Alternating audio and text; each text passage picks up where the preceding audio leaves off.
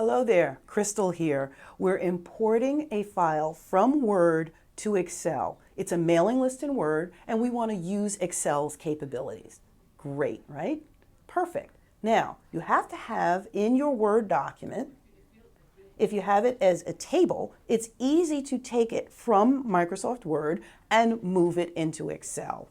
So I have to actually have the names, addresses, all the information parsed out into a table. That little grid right here, and I have to have it delineate first name, last name, company, etc., whatever I want.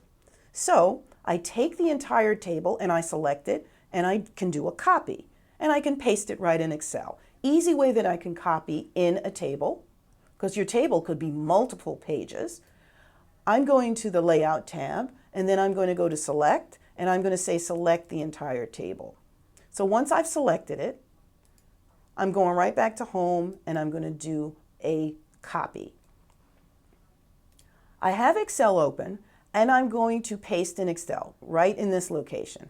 I'm going to right-click, and I'm going to paste. Notice my smart icon options. I'm just going to paste using the first smart icon, and it pastes the information just as I need it. If I go back to the smart icon, I might not want all the borders there, so I can just click on the Match Destination Formatting, and this way I can get just the plain text in Excel. So pretty quick and easy. Great way that you can take your Word address list and you can bring it right over into Excel. This is Crystal. See you soon.